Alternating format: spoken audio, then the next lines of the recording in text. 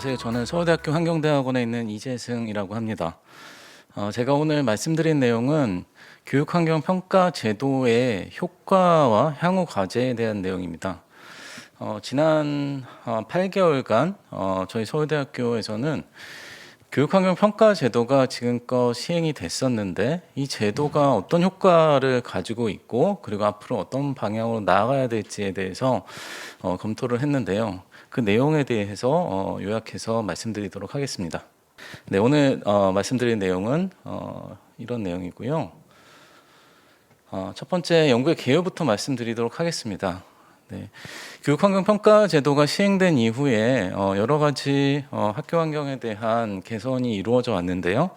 그렇지만 이런 개선이 어떤 방식으로 어떤 분야에서 이루어졌는지 전반적인 검토가 필요한 상황입니다. 그래서 어떤 효과가 있었는지 검증하고 좀 실증적인 데이터를 가지고 분석을 하고 그리고 앞으로의 과제를 도출하기 위해서 연구가 수행이 됐고요. 교육환경평가제도 하에서 대략 30여 개의 평가 지표가 장표에서 보이는 유형별로 활용이 되고 있습니다. 그래서 이러한 지표를 활용해서 이루어지는 교육환경 평가제도가 어떤 효과가 있었는지 보기 위해서 크게는 포커스 그룹 인터뷰를 지자체 담당 공무원이라던가 아니면 평가 업무를 수행하는 회사의 관계자들을 대상으로 해서 수행을 했고요. 그리고 교육환경 평가서의 사례 분석을 통해서 어떤 항목에서 어느 정도의 개선이 이루어졌는지, 그러니까 평가서 사례 분석에서 목표하고 있는 바는 평가 제도를 거쳐서 처음 들어왔을 때의 학교의 환경 수준, 그리고 평가 과정을 통해서 얼마만큼 개선이 됐는지 이런 내용을 평가하기 위해서 사례 분석을 수행을 했고, 그리고 파일럿 설문조사를 수행을 했습니다. 이 사례분석 평가 제도는 주요 평가 항목의 개선 효과를 파악을 하고 그리고 설문조사는 이런 평가가 실시된 학교하고 실시되지 않은 학교에서 학교의 이용자들이 어느 정도 환경에 대해서 만족을 하고 있는지를 비교해 보기 위해서 수행을 했습니다. 시기가 두 개의 시기가 있는데요. 2008년 4월에 학교보건법 교육환경 보호에 관한 조항이 시행이 됐습니다. 그리고 2017년 2월에는 교육환경 보호에 관한 법률이 시행돼서 이 두 개의 시기에 따라서 신설학교는 비평가 신설학교 그리고 학교보건법 하에서 평가를 받은 신설학교 1 그리고 교육환경 보호에 관한 법률에 따라서 평가를 받은 신설학교 2로 나눠질 수가 있고요. 기존 학교 같은 경우는 2017년 2월을 전후로 나눠볼 수가 있습니다. 자, 그래서 포커스 그룹 인터뷰한 내용인데요. 일단 교육환경 개선과에서 공공에서 담당하고 계시는 분들을 대상으로 이루어졌고 그리고 실제로 업무를 수행하시는 업체의 의견들인데 좀 요약을 해보면은 전반적으로 말씀을 하시는 거는 이 평가 제도가 수행이 됨으로써 그전에는 좀 명확한 법적인 기준이 없이 학교 환경을 어떻게 개선하고 유지해야 되는가가 좀 모호한 부분이 있었는데 그래도 법적인 근거가 마련이 됨으로써 최소한의 학교와 주변에 개발을 하는 시행자 측 간의 어떤 약속이 수행될 수 있는 틀이 마련됐다라는 기본적인 효과가 있음을 확인을 할 수 있었고요. 좀 아쉬운 점으로는 다양한 평가 기준들, 항목들이 있는데 어떤 항목들에서는 좀 모호한 평가 기준이 있어서 이런 부분에서 이런 평가 기준을 좀 명확하게 하는 부분이 필요할 것 같고 그리고 사후 관리에 관한 이야기들이 많이 나왔습니다. 그래서 평가를 수행을 하면서 그 평가 단계에서는 여러 가지 의견이 나오고 평가서상에서는 많은 개선이 이루어지지만 실제로 평가가 끝난 이후에 그런 개선 방안들이 정말 잘 실행이 되고 있는지 이런 부분들을 확인하는 게 중요하다는 의견들이 많이 나왔습니다. 그리고 어느 정도 제도가 정착이 되고 사업 시행자들이 이 교육환경 평가 제도를 인지를 하고 있는 경우가 많기 때문에 미리 학교 주변에서 어떤 개발 사업이 일어났을 때 이 평가제도의 기준을 고려해서 사업계획을 수립을 하는 사례가 많아져서 일종의 예방 효과를 가질 수 있는 기회도 많이 있다고 보고요. 그리고 조금 더 확인해 봐야 될 부분들은 이제 유사한 타평가 및 심의제도가 있습니다. 환경영향평가라던가 아니면 교통영향평가, 건축심의, 도시계획심의 이런 것들이 있는데요. 이러한 심의 제도들하고 이 교육환경평가 이 심의가 어떤 정합성을 확보하고 시기적으로 잘 맞아 들어갈 필요가 있다라는 부분도 있습니다. 그리고 사례 분석한 내용을 말씀드리도록 하겠습니다.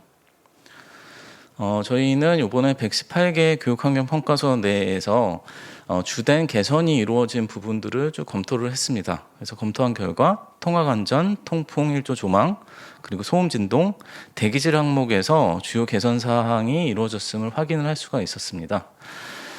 그래서 이러한 개선이 얼마나 이루어졌는지 좀 정량적 수치를 확인을 하고자 노력을 했고요. 그래서 평가지표 개선율이라는 지표를 사용을 해서 처음에 그 제시됐던 평가서에서 제시됐던 어떤 환경의 정도와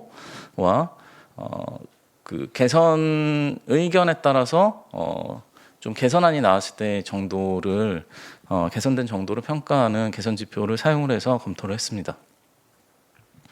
첫 번째 통학 안전 부분입니다. 밑에 자세한 내용은 써져 있고요. 보면은 통학거리가 한 40에서 85% 감소가 한 사항들을 확인을 했는데요.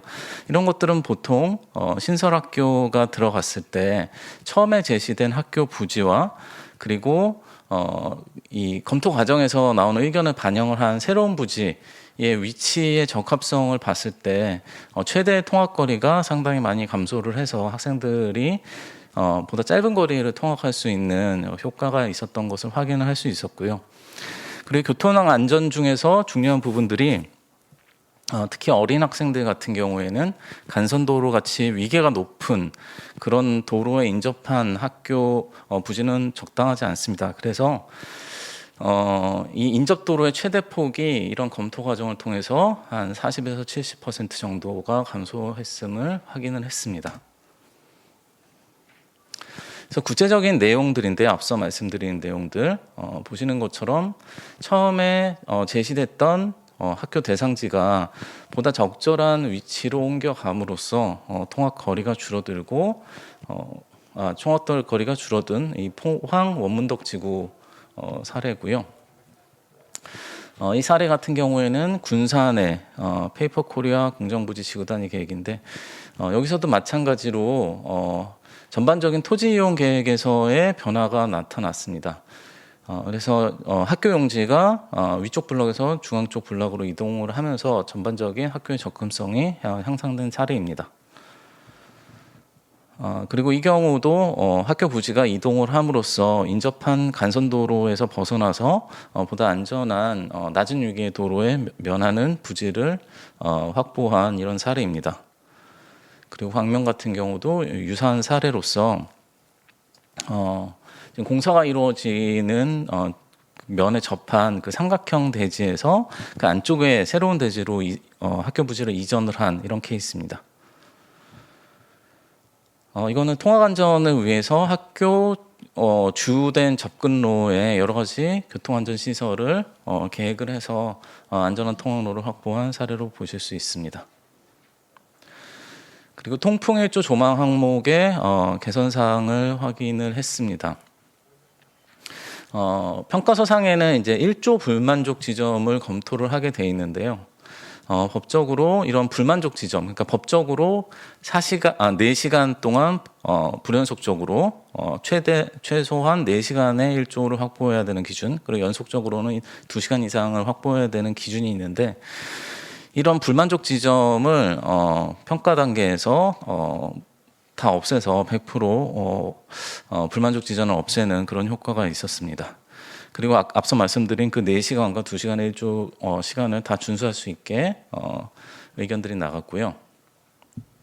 그래서 그런 사례들입니다. 자세히 보시면은 주변에 개발 사업이 일어났을 때 학교 부지에 인접한 주거동의 높이를 제한을 한다거나 아니면은 주거동의 위치를 변경을 한다거나 해서 교지 내에 일조 불만족 지점을 없앤 이런 사항들입니다. 여기도 마찬가지로 초기에 들어왔을 때 불만족 지점이 지금 빨간색으로 표현이 되어 있었는데 좀 개선안을 계속 도출을 하면서 불만족 지점을 없앤 그런 사례입니다. 근데 여기도 주동의 높이와 이격거리를 조정을 함으로써 1조 시간을 추가 확보한 이런 사례로 보시면 됩니다. 소음진동 항목입니다. 소음진동 항목 같은 경우에는 주로 방음벽이라던가 여러 가지 시설을 통해서 주변 소음을 차단하는 형식으로 의견이 많이 나갔습니다. 그리고 뭐 건축선을 이격을 함으로써 소음 발생원에서부터 학교를 떨어뜨리는 그런 방식으로도 의견이 나갑니다. 그래서 전반적으로 봤을 때 한 20에서 30% 예상되는 소음을 저감하는 효과를 확인할 수 있었습니다. 네, 도면을 보시면은 네, 건축선이 추가적으로 이격이 되고 그리고 도로에서부터 도로의 소음을 차단하는 방음벽을 설치를 하는 그런 안이 반영이 된 사항이고요. 여기서도 마찬가지입니다. 가능한 대부분의 경우에 이런 방음벽을 설치를 함으로써 소음 같은 것을 저감하는 사례입니다. 여기도 마찬가지이고요. 네, 방음 시설, 방음 덮개, 네, 이런 것들이 설치가 됐습니다. 자, 그리고 대기질 항목입니다. 네, 대기질에서도 뭐 주로는 주변의 공사장에서 발생하는 그런 비산먼지를 억제하는 사항이 많이 의견이 제시가 됐습니다. 네. 그래서 그런 의견이 제시가 됐을 때 여러 가지 공사 중에서도 비산먼지를 낮출 수 있는 조치를 시행을 하는 그 개선 사항이 나왔고요. 이런 개선 사항을 통해서 예측된 미세먼지 농도를 약 56%에서 89%까지 저감을 하는 그런 효과를 볼 수 있었습니다. 네, 이것은 이제 예측된 미세먼지 농도의 시뮬레이션 결과입니다. 그래서 전후로 얼만큼 미세먼지가 덜 비산되는지를 확인할 수 있는 자료입니다. 네, 유사한 사례들이고요. 네. 그래서 이러한 결과들을 종합을 해봤을 때 주로 교육환경 평가서에서 제한되는 내용들이 통학안전, 통풍일조, 조망, 소음진동, 대기질에서 나타나게 되고요. 그래서 장기적인 교육환경 평가를 앞으로 모니터링하는 게 중요할 거라고 생각이 되는데, 그래서 이 4개의 개선 항목의 개선율 지표를 활용을 해서 평가 과정 중에서 어떻게 개선이 되는지 이런 개선 정도를 파악을 하는 게 필요하다고 생각을 합니다. 그리고 지금 개별적인 평가서가 이제 문서로서 관리가 되고 있는데요. 그렇지만 장기적인 데이터 관리를 위해서는 좀 데이터베이스 플랫폼화가 필요하다고 생각을 합니다. 그래서 여러 가지 의견이라던가 그다음에 평가 항목에 대한 점수라던가 이런 것들이 플랫폼화돼서 관리가 될 필요가 있고, 그래서 이게 플랫폼화 된다면은 앞서 말씀드린 개선율 같은 지표도 장기적으로 관리가 될 수 있을 것이라고 판단이 됩니다. 파일럿 설문조사 내용을 말씀드리도록 하겠습니다. 네, 설문조사 항목은 앞서 말씀드렸던 그 두 시기 2008년과 2017년 그 두 시기를 전후로 해서 평가를 받지 않은 학교들, 받은 학교들에서 실제로 일하고 공부하는 학생들과 교사들을 대상으로 파일럿 설문조사를 수행을 했고요. 어느 정도 환경에 대해서 만족을 하고 있는지 만족도를 비교해 보기 위해서 수행을 했습니다. 하지만 이게 전수조사가 불가능한 사항이기 때문에 그런 면에서 좀 한계가 있고요. 그리고 여러 가지 시기적인 요인이라던가 그리고 다른 변수들을 통제되지 않은 부분이 있어서 좀 탐색적인 분석으로 보시면 될 것 같습니다. 그래서 저희가 설문조사를 수행한 한 학교는 전국에 총 63개교입니다. 그래서 위치는 전국적으로 걸쳐 있는데 수도권에 가장 많은 학교가 분포되어 있고, 그리고 부산과 다른 대도시권에 많이 분포가 되어 있습니다.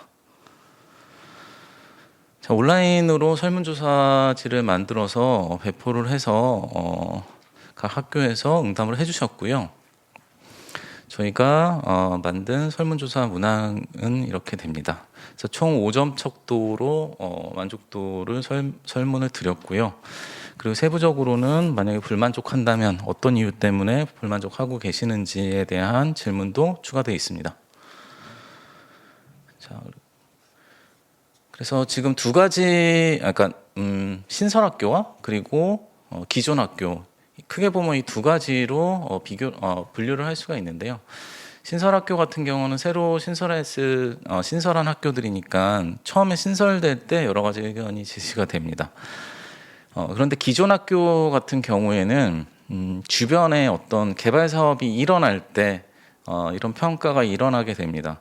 그래서 많은 경우에 이 평가가 이루어지기 전에는 큰 민원이 있다거나 뭐 소송이 난다거나 이런 사항들이 많이 있습니다. 왜냐하면은 원래 있던 학교에서 주변에 갑자기 큰 개발이 일어남으로써 갑자기 일조일사 이런 것들이 굉장히 안 좋아질 수 있다거나 주변에 공사가 이루어지기 때문에 어떤 통학 안전에 좀 문제가 생긴다던가 이런 사항들이 있어서 실제로 평가를 받은 학교들, 기존 학교 중에 평가를 받은 학교들은 이러한 환경의 변화 때문에 오히려 만족도가 하락하는 이런 부분들이 있을 수 있습니다. 그래서 설문조사를 봤을 때 전체 내용은 아니고 몇 가지를 뽑아서 말씀드리는 건데요. 주변에 어메니티들, 공원이나 도서관들 이런 것들이 가까워서 학습 환경이 좋다. 이런 문항 같은 경우에는 신설학교 같은 경우에는 평가받지 않은 학교보다 평가를 받은 학교들의 만족도가 좀 높게 나오는 경향이 있습니다. 아무래도 그 학교의 위치라던가 이런 것들에 대한 검토가 이루어지기 때문이라고 생각이 되고요. 그리고 기존 학교 같은 경우에서도 평가를 받은 학교들에서 전반적인 만족도가 높은 것을 확인을 할 수가 있었습니다. 근데 안전 같은 경우에는 신설 학교의 경우 비평가 학교 대비 평가를 받은 학교의 만족도가 좀 높은 경향이 있기는 한데 기존 학교 같은 경우에는 평가받은 학교가 좀 떨어지는 경향이 있습니다. 그 이유는 앞서 말씀드린 것처럼 평가를 받은 기존 학교들은 주변에 공사가 일어나고 아무래도 공사 차량도 왔다 갔다 하고 안전에 좀 위협이 되는 요소가 생긴다고 볼 수밖에 없습니다. 그렇지만 이 평가 과정을 통해서 굉장히 나빠지는 그런 것들은 개선을 하는 효과가 있다고 보실 수 있습니다. 먼지나 분진 같은 것도 유사한 패턴을 나타내고요. 햇빛 같은 것도 일조일사 같은 것도 마찬가지입니다. 그림에서 보시는 것처럼 예를 들면 저층주거지역에서 주변에 큰 건물이 없었을 때의 이 일조일사 통풍 같은 환경이랑 그리고 주변에 갑자기 개발이 이루어짐으로써 통풍이나 일사에 부담이 생기는 경우가 생길 수 있기 때문에 이 교육환경 평가, 기존 학교에 대한 평가 같은 경우에는 굉장히 안 좋아지는 것을 막는, 제어하는 그런 역할이 있다고 볼 수가 있을 것 같습니다. 위험시설 같은 것들도 보실 수 있고요. 전반적인 교육환경도 평가를 받은 학교에서 좀 만족도가 높은 경향이 있고 기존 학교 같은 경우에는 그래도 유사한 수준으로 유지를 하고 있다라고 볼 수가 있습니다. 네, 그래서 정리를 하면은 신설학교 같은 경우는 전반적으로 비평가학교보다 평가학교의 만족도가 좀 높게 나타나는 경향은 확인할 수가 있었습니다. 하지만 기존 학교 주변 개발이 학교에 부정적인 영향을 끼치기 때문에 좀 평가받은 기존 학교가 만족도가 좀 낮아지는 경향도 부분적으로 나타나지만 그래도 만족도가 굉장히 떨어지는 민원이 난다던가 소송이 생긴다던가 그 정도의 굉장히 나빠지는 것들은 제어하고 있는 상황으로 판단을 할 수가 있고 그래서 만족도를 보통 이상 수준 한 3에서 4점 정도로 유지하고 있는 것을 확인했습니다. 그리고 효과 평가 지표를 좀 제안을 드리고자 합니다. 자, 우선 앞서 말씀드린 것처럼 온라인 플랫폼을 구축하는 게 필요할 것 같고요. 그래서 두 가지 지표를 말씀을 드리는데 하나는 평가 지표 개선율입니다. 이거는 평가 과정 중에서 좋아진 점을 측정하기 위한 것이고요.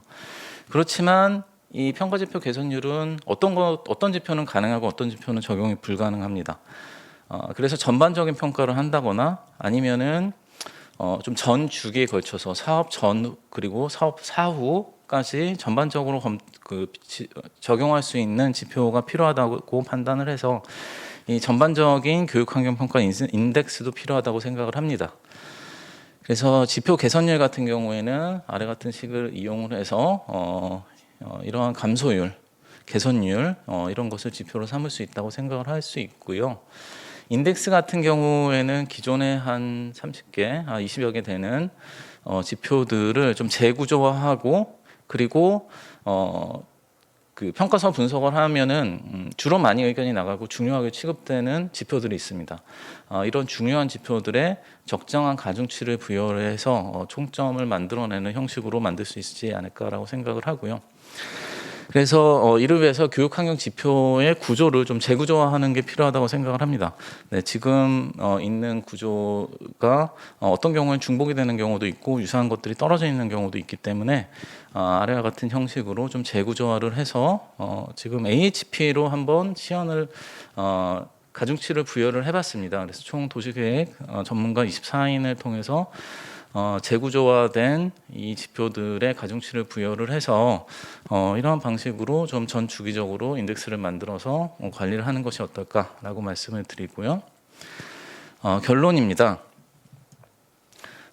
이 교육환경 평가제도의 기본적인 성과는 교육환경 침해가 되는 것을 기본적으로 감독할 수 있는 법적인 근거를 마련했다는 데 의의가 있고요.